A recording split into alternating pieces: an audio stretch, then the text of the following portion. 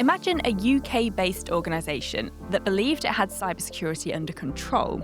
They had policies, they had tools, they passed security tests year after year. And yet, when a newly appointed CISO commissioned an independent penetration test, deliberately, with no artificial scope, so testers could operate the way a real attacker would, the results were stark. Within 3 hours, without so much as an account, they had compromised the entire environment. They didn't just gain access to financial records, personal data, contracts, intellectual property, and sensitive senior executive information. They achieved full administrative control across the estate. Desktops, servers, network devices, and critical service accounts. So how is that possible? And why do stories like this keep happening, even as organisations invest more time, energy, and attention into improving cybersecurity every year? I'm Abbie Dewhurst, and this is Ctrl Alt Disrupt from DTP, where we talk about the real challenges IT leaders face and the solutions that actually work.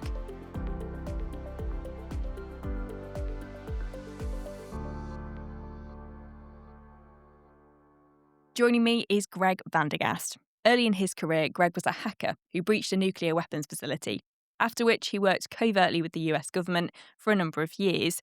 But for the last 2 decades, he's been focused on a very different challenge: how organisations can stop security getting worse and start achieving genuinely better outcomes. That work led him to a simple but uncomfortable realisation.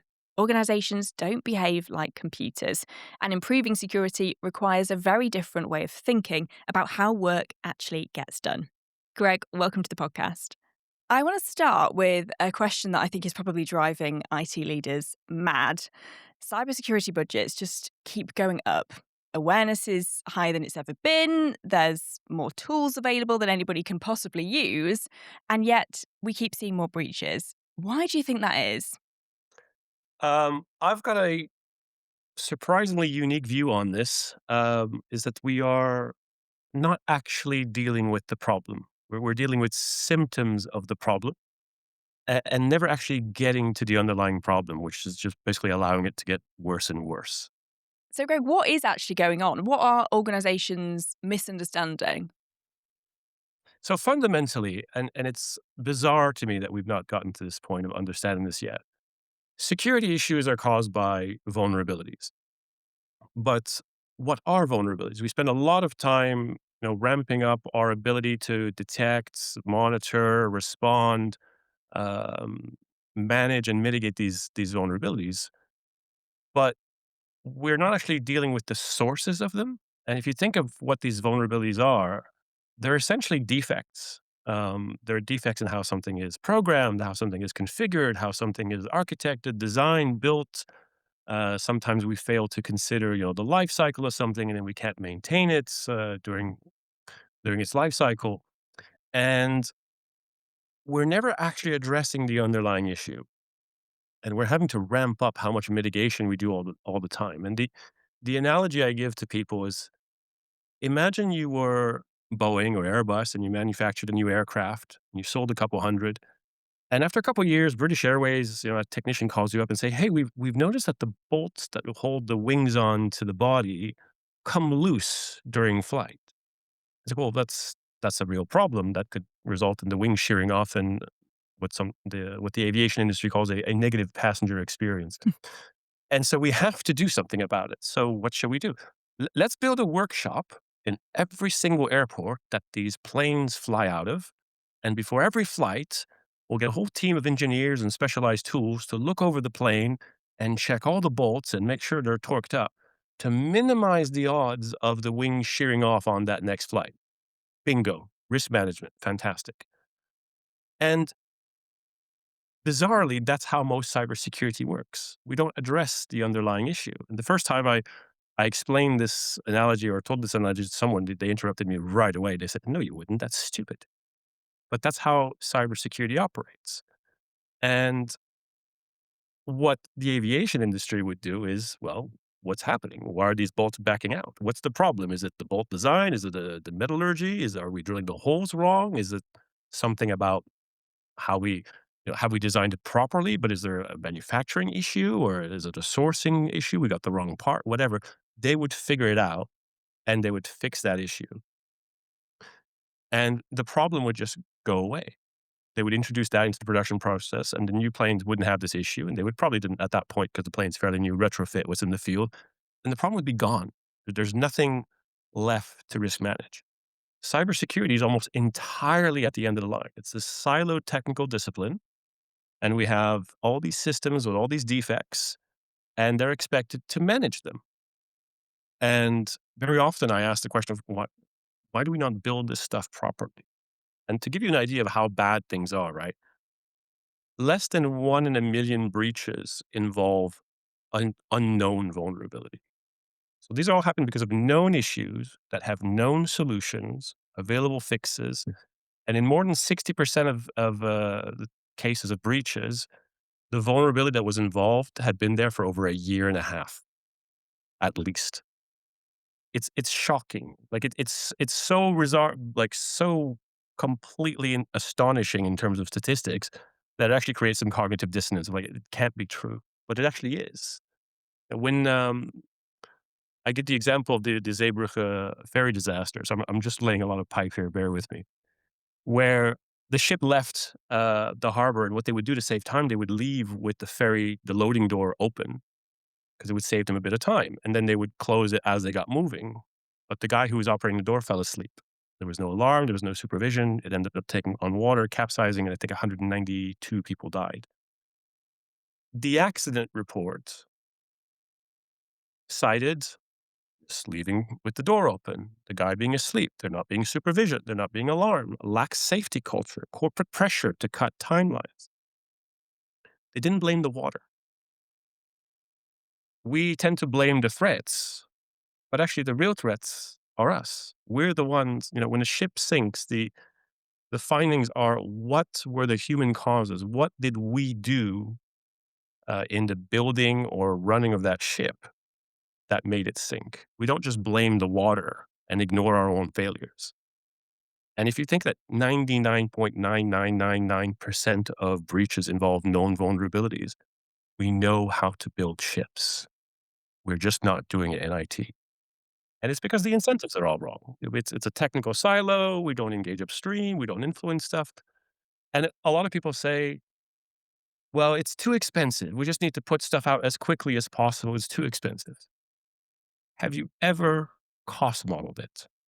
Because every single major industry, from aviation to manufacturing to automotive to shipping to oil and gas to healthcare, have found that it is cheaper to address issues at source than to fix them downstream. Cybersecurity is the only field where we just accept that completely preventable issues are just a fact of life, and we have to ramp up mitigation endlessly. So these are really structural issues. You have IT issues, but your IT issues come from bad incentives, they come from organizational structure, they come from culture, they come from operational design, operating models. So this feeds this cascade of issues. And here we are, just fighting more and more fires every year. So it kind of feels like what you're saying is adding on additional layers or additional tools is part of the problem. Do you think that that is the case where actually sometimes adding more layers to something can make it worse, even when you feel like they're being implemented to help? So a couple of years ago, we had massive global outages, probably one of the biggest global outages in history, due to a security solution, CrowdStrike, which is embedded in millions of computers worldwide. And there was an issue during an update that basically just bricked hundreds of thousands or millions of servers. People were stranded in airports. So in that way, more security tools can add complexity and can actually add risks, which is kind of ironic.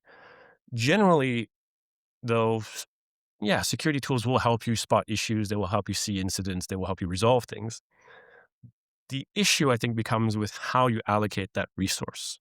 If you're allocating all your resource to reactive technologies and none to actually fixing the underlying problems, then you're starting to take resource away from fixing the actual solution. And I worked with an insurance company, a big insurance underwriter a few years ago. And they contacted me because they just got into the cybersecurity business, and they were insuring companies who had lots and lots of cybersecurity solutions because they assumed, well, they spent a lot on security, so they must be secure. And the reality is they got so many claims that they were massively upside down on their cybersecurity business. And they were asking, well, why is this happening? Is this even insurable? What's going on? And I asked them, look, or I told them, if I go to the doctor and I get some blood work done and the result comes back and my white blood cell count is through the roof, does that mean I have a very healthy immune system? Or am I reacting to having cancer? It's probably the later. So what you're seeing is all this crazy spend on cybersecurity is actually a reaction to an underlying problem.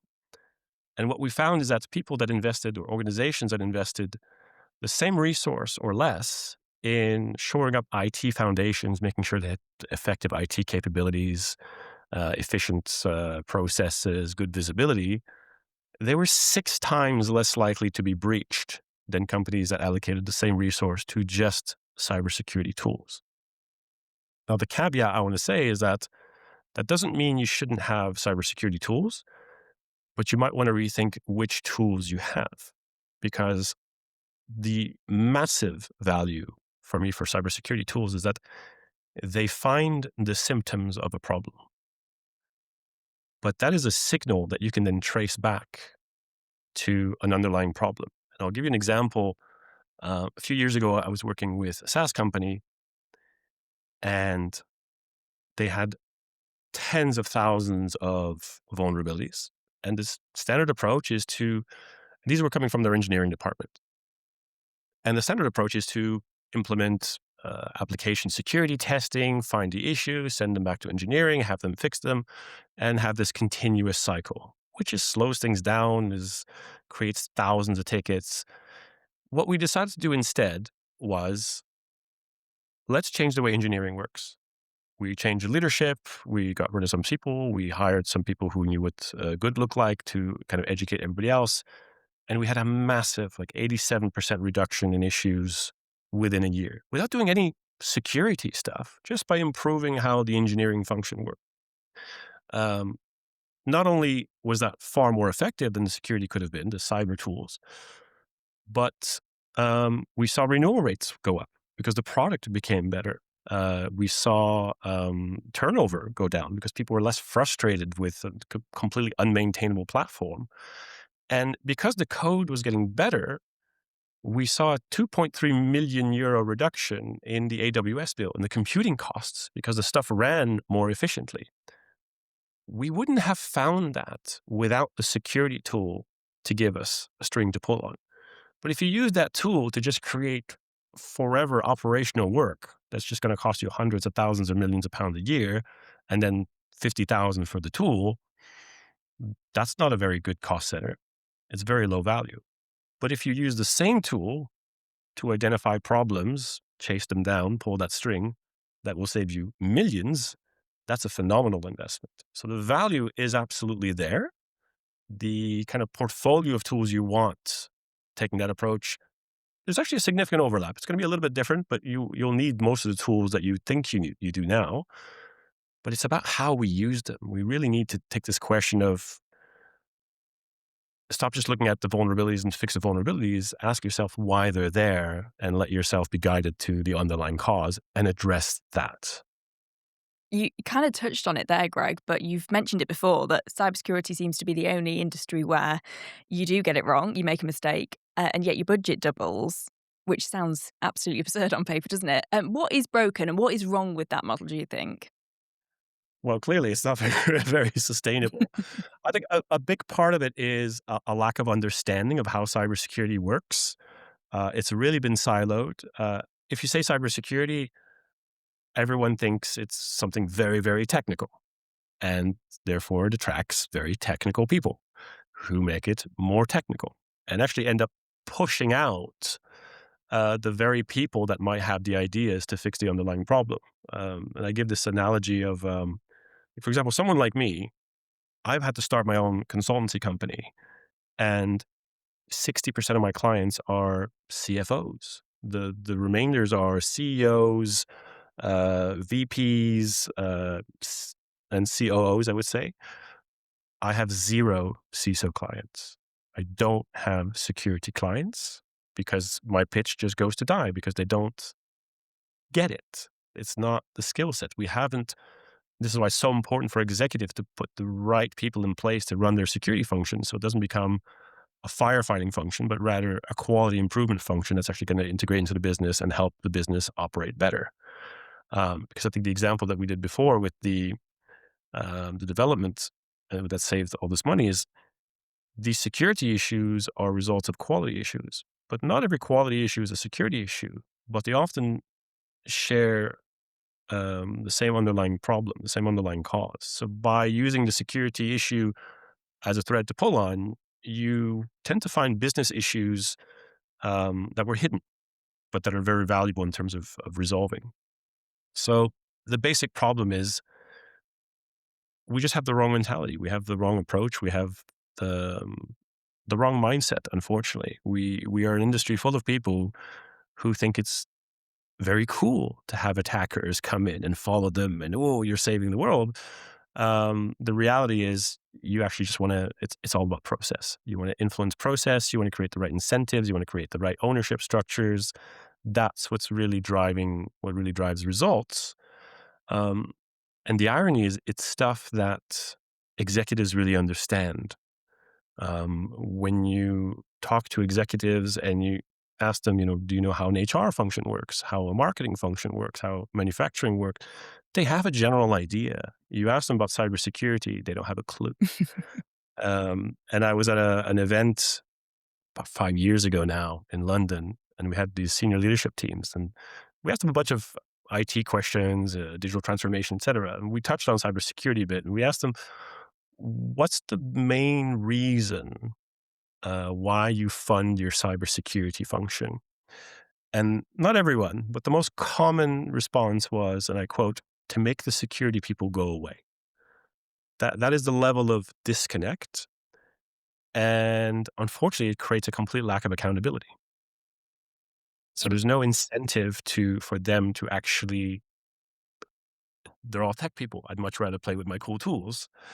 I get a lot of pushback when I threaten to solve the underlying problem.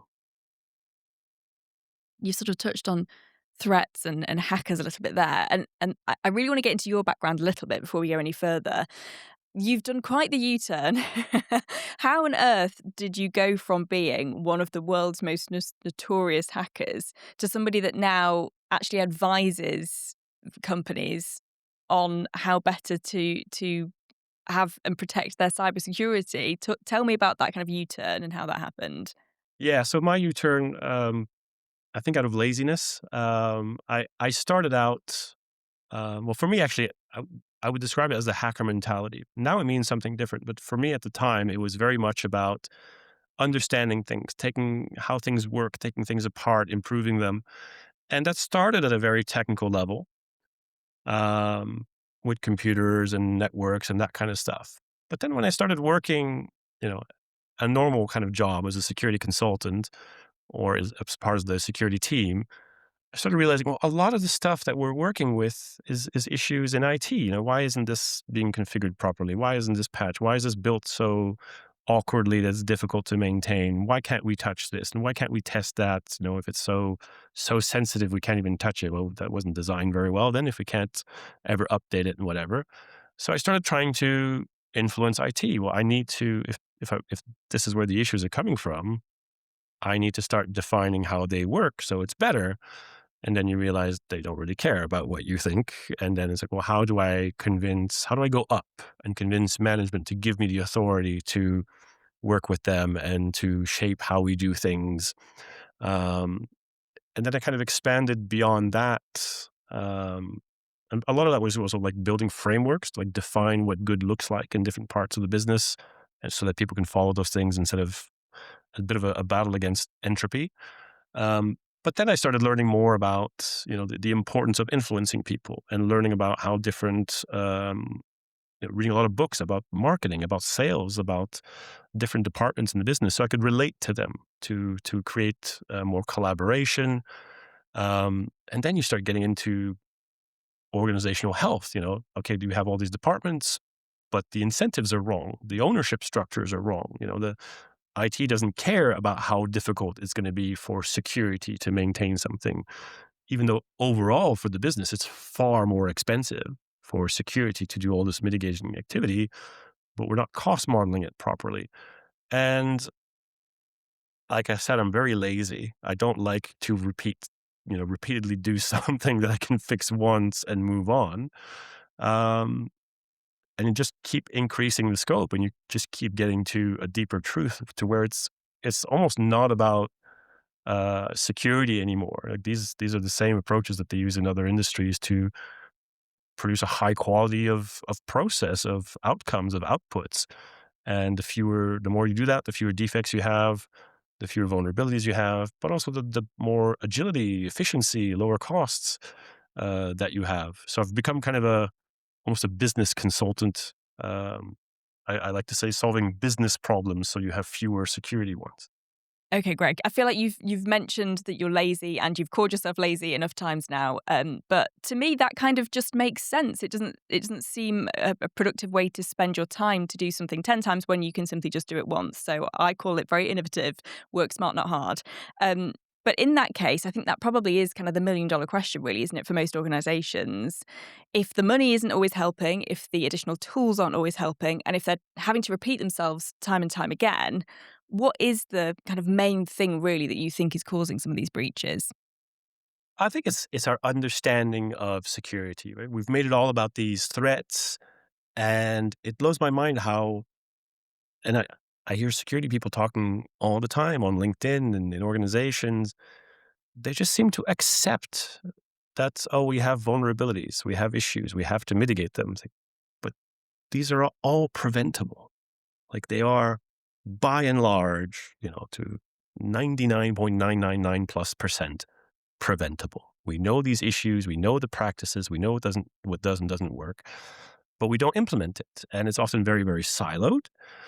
Um, and part of that is how we design organizations, how we treat security as a separate thing, as opposed to something that is built into everything we do. If I may, I would say security is not something you do. It's not the result of tools specifically. There's not a direct correlation anyway. Security is a consequence of how businesses operate. And unless you address things holistically, you're simply not going to get there. And unfortunately, the current ecosystem is not set up that way.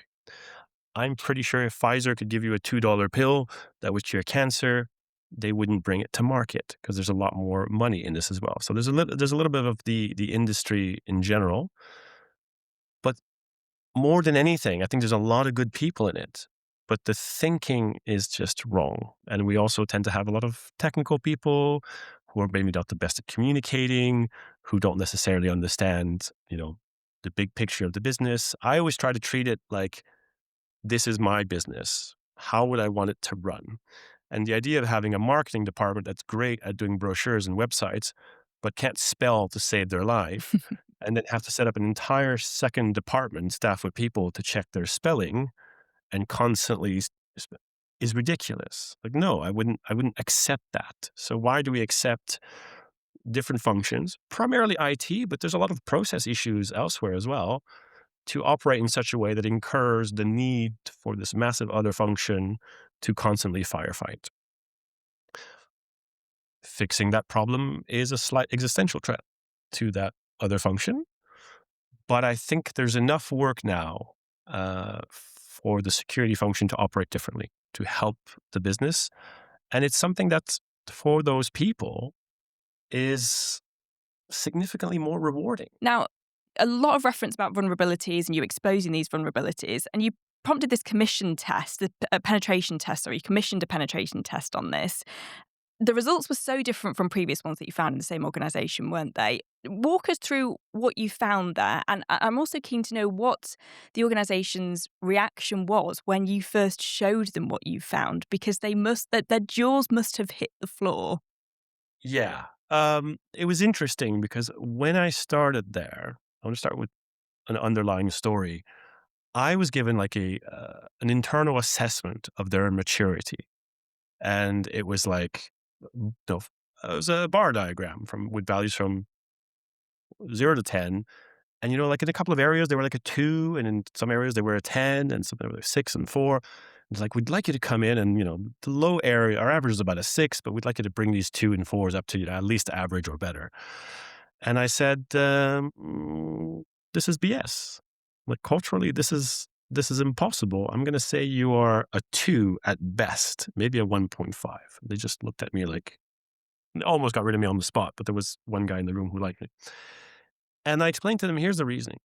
There is no way that culturally, this is all your IT operations, there's no way culturally that you have a team that does an outstanding 10 out of 10 job, considering every possible input dependency issue, really, planned it, proceduralized it, documented it, operationalized it to perfection, and then does a 2 out of 10 job on something else.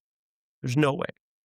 So if this is a 2 out of 10, I guarantee you that's not a 10. And we started finding more and more issues because first of all, I like to see things firsthand because I want to be able to interpret the information myself, not just somebody else's interpretation. And I was getting a lot of pushback from IT. Oh, you don't need to see that. You just run the process here. I'm like, I don't trust what I'm working with. And I kept coming into a situation, well, can you confirm this? And you have MFA enabled. Well, you do, but it's not actually enforced. And then you realize they don't know about these systems or that. Mm. And you just kept finding things that to me indicated stuff wasn't quite right. And in fact, I couldn't even get budget to do anything because anything that would give visibility would get blocked because the IT actually controlled the security budget. And I ended up getting some approval for an assessment for cyber essentials that's one department needed, no biggie. But then they never got back to me. And the same company also did penetration tests. So I was like, well, I've got the approval to spend this money with this firm. So I hired them for a 6-day penetration test. Now, previously, the IT department had annual penetration tests. They would give them a scope. They would pass the test. This time on the form for the scope, I wrote, quote, "go nuts," unquote. Now, typically you get a basic account, which you give to the testing team. They log into the organization and they see where they can get. IT wouldn't even give me that much. And it was very frustrating. And then the day that the test started, it was 6 days, a Friday, and then the following week. I was busy in the morning and they called me around 11:30, about 3 hours into it. No, it was around noon. And I said, guys, I'm really sorry. I've just been really struggling to even get you an account to start. Because they'd asked me the question, how would you like us to proceed? And then I said this, I'm been busy, sorry. And they said, no, you misunderstand the question. We have run out of things to compromise. Literally everything. Everything. Research, development, finance, contracts, like name it. Personal details of the executives and so on and so forth. What was most shocking to me was how quick, having compromised everything, we're talking about 120,000 some users, how quickly they managed to find particularly relevant bits of information in all of that. That was what was really stunning to me. And I think this just highlighted how IT was just making them look at the one little part that they knew was good. And as soon as you allowed them to operate as with carte blanche as an attacker would, it was so easy. They were able to just basically guess what the VPN passwords were on based on an informational page that was kind of like an intranet, but it was outward facing. That's defined the format of the usernames. So rather than brute forcing passwords, they just chose one password they were fairly sure someone would have, and they brute forced the usernames. They just tried every combination of username because there was like 3 letters, 3 numbers. That was it. So that was much easier. And because they weren't trying to log in multiple times on each account, it never set off any alarms. And then they were in, and then they just took control of absolutely everything because of all the internal issues that people just kind of ignored. They only ever looked at the perimeter, and even that, due to a process issue, was fully compromised. Now, I probably spent the better part of a year, and this is something I advise a lot of security people. They're so caught up in the firefighting where you kind of have to say, step away from the firefighting because you're going to lose eventually. It's going to catch up to you. You're not going to be able to do all of it. Take the risk, and be more strategic and start writing proposals, start getting traction, start building relationships, start getting support. And this test really helped that because I already had proposals ready and what I saw as the problems. And this was the massive validation. And I remember that day or the day after, or no, the following week, having a conversation with the COO and said, if this was happening for real, um, I don't know how long it would take for us to recover. And he replied, we wouldn't. Like the damage was so bad. If we took that out, if they had taken the systems out, for example, the organization just would have folded. We would not have been able to. And that got us a lot of traction, a lot of authority, a lot of things got looked in much more closely. They started paying attention. And that actually, um, I won't name names, but there was a big UK organization that was breached last year. And I'm going to name a different but smaller amount. So you can't figure out who it is. But let's say they had a loss of £200 million. And speaking to them, what was interesting is that they themselves admitted the breach didn't take very long. Most of the cost is the recovery effort. But to be honest, we should have been able to do it for £100 million. But we realized that we didn't have the IT capability to do it. It was very cumbersome for us to deploy things to software, to update systems, to recreate users. And so it took us twice as long as it should have. And we're actually still doing a lot of things manually. So most of the cost of the breach was not the breach. It was their IT capability or the lack thereof. And I made the observation, you realize that lack of IT capability didn't suddenly appear. You've had it for years. So for years now, you were probably spending, deploying systems, accounts, updating software is stuff that you would do normally on an operational basis. The fact that it's taken you twice as long to do it after a breach, it was taking you twice as long as it could have or should have before the breach. So you were spending an extra 100 million a year on this. So think of your breach as a slightly overpriced McKinsey consultancy intervention where you've highlighted the problem. Now, if you actually solve that, you will be saving 100 million on your operating costs every year going forward.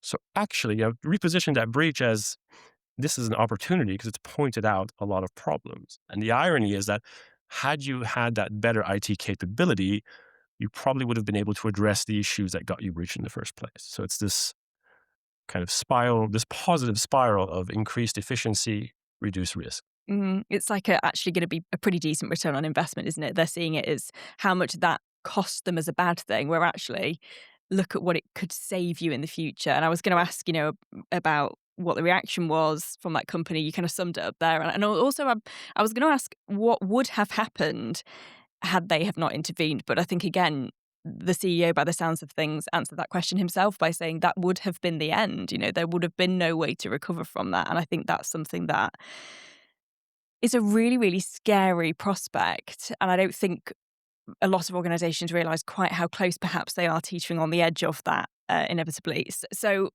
I want to talk now about what, and we've kind of touched on it, I know, but the really, really critical things that organisations can do differently in terms of, I think, mindset over anything. What do you think that fundamental mindset shift in organisations needs to be and needs to look like? Yeah. Just to finish what you were saying, one of the most moving presentations I saw in cybersecurity ever was a couple years ago in Swansea. The head of this company, CEO, family-owned business, very large shipping company, and they got breached and their operations got shut down. And it was a year before, but he was still in tears on stage telling the story because it really almost destroyed their family. The amount of stress. I think someone in the family actually died from the stress. It was so bad for their health. So really, really shocking. What I advise people to do: stop fighting fires. It's that start seeing security as a quality function, as a consequence of how you operate. That's this way. But start seeing the value of your security issues as the signals to those underlying problems. It sounds like a Herculean task, but just start slowly because I call it cause convergence. Like you are currently dealing with thousands of security issues, but they're probably caused by a handful of underlying issues. If you go deep enough, there are a handful of underlying issues. You don't have to fix absolutely everything downstream. If you fix the underlying causes, if you fix the organizational structure, the incentives, the ownerships, if you make the right decisions through cost modeling, over time, your IT stuff will get replaced. Your network equipment will get replaced. Your systems will get replaced. Your applications will get replaced. The important thing is that the new stuff is built properly. The old stuff will age out by itself. The important is that you change the mechanisms that will create the next environment. And, IT life cycles are 3 years, 5 years, maybe 10 years for legacy systems. That seems like a long time, but we've had this problem for 30 years and it's getting worse every single year. So in 5 years, you can have the problem be 3 times worse than it is today, or you can have the problem be 80% better. But start taking that strategic outlook and that your security issues are signals. And actually, every time you find a vulnerability and fix the vulnerability without tracing the underlying issue, that's actually a really bad thing. That's a lost opportunity to fix an underlying issue. But that underlying issue will create more issues, more vulnerabilities. And the next one might be the one that catches you out before you Mm. have a chance to address it. So really important to start thinking of your security issues as symptoms, but also the value is signals to the underlying issue that's causing them. Yeah, it's like if waking up with a headache every single day for 6 months and just taking a paracetamol to try and get on top of it. After a few months, you start to go, no, actually, this isn't normal. I should probably go and see what the root of this cause might be. It's we would absolutely never allow ourselves and our bodies and our health to go that long, would we? By just simply putting a plaster on something. So you mentioned, it might feel like a mammoth task, but that there are really small steps that you can do and that you can take. So if you are just driving into work today, somebody's listening to this, or, maybe driving home and thinking, do you know what, I'm going to go into the office tomorrow and change something and start to implement something. What is a very tangible, actionable thing that somebody listening to this might be able to do and start immediately? Well, I would say this won't have immediate effect, but it will be a foundation. So one of the most important things to do is to have a framework. Now, if I say framework, people are going to think about all these outside compliance standards, which are terrible. They're not tailored to your business. Forget about them. Focus on your business and then map them to that. But it's very important to have a framework that captures, first of all, executive authority. You have to explain this concept that, hey, the security stuff is a consequence of how all this other stuff works. So we need management's understanding of this and the mandate that this is our strategy, that we're going to fix the underlying issues. After that, the frameworks as I designed them become more operational layers, more by kind of function and department. And it's just a place where you start putting, I call them blocks, but each block is a document or a standard, a process, and just starts as time goes on, putting more and more in there. And those are what good looks like for that part of the business. And you just slowly start transitioning from whatever it is today to what good looks like, what standards we have, how things should be done. And you build that up over time. And this has a ratcheting effect. So it stops the entropy. Everyone has visibility to this. We start defining what good looks like, and everyone starts following this process for that thing. And slowly over time, these things build up. And that's when you start addressing those root causes. That informs your strategy. What process should we update to fix that issue? And you start kind of building this up over time. There's no you can't fix everything tomorrow. The interesting thing is, from a risk perspective, it takes a long time to turn things around. There's usually some big initial gains. You'll get a big 30% improvement, but after that, it's diminishing returns. But it takes a while to get the risk reduction. However, the efficiency gains, so the tangible money being spent on stuff, that is immediate. So if I suddenly change my patching process, where it takes me 2 guys 2 days to do everything instead of a team of 22 years, I'm spending a whole lot less money on my patching process. And it will be a little bit more secure, But because of that fish tank principle, I'm still not actually secure because I have other issues to deal with. Um, it's a bit like if there's a building 5 minutes away and it's got 100 doors, how long does it take me to get into that building? Well, it takes me 5 minutes. If it has one door, still takes me 5 minutes, maybe an extra 10 seconds to walk to that door because it's a little bit further. But as long as you have some vulnerability, you have exposure. But the functional benefits of the efficiency, the reducing the waste and so on, they are immediate. So that already can get you a lot of support, a lot of momentum, a lot of savings to reinvest into other effort to reduce that risk. But start building a structure. Well, look at the issues you have, first of all, in order to assess the underlying problems you have. And I recommend people read like the Toyota Way, which is about the Toyota production system. And they have this concept of the 5 whys. Because if you ask someone, what's the problem? Why did this happen? They'll be like, oh, well, this incident happened because that wasn't patched. Why? No. Why did that happen? Oh, well, it wasn't patched because this application wasn't designed in this way, so we couldn't maintain it quite quickly enough. Okay, why was that? Well, because this department, and you just keep going. And it's not actually about asking 5 whys, but after you realize you were wrong the first 5 times, you just kind of tend to keep going. And technical people will tend to stick to what's the cause of it, the very technical thing, the next little step. But you force people to really realize, well, actually, it's because of how we architect stuff or the incentives or whatever. Finding those issues then gives you your actual problems. Then you start creating a strategy of, here we are today. We realize we should be there. How do we get from A to B? And that helps you prioritize what you need to be doing. And you need to structure it in some kind of framework to kind of fight the entropy, to create that ratcheting effect where things can only go one way to eliminate new problems occurring. That's the general approach I recommend people take. Okay, final question. If you're advising an organisation that is just stuck in this cycle, spend more money, breach anyway, what is the first thing, magic wand, that you would tell them to look at and really kind of inwardly look at as an organisation? You kind of have to ask yourself why it's happening. Once you understand that you are mitigating quality defects, essentially, or the consequences thereof, why are they happening? And it's a little bit the same. As a starting point, I tend to just talk to some stakeholders. I see our department talking to each other. Is there friction? Are they cost modeling things? How are people incentivized? A very easy way to start is, because security issues are such great signals, is actually, I tell people, build more secure business, not more cybersecurity.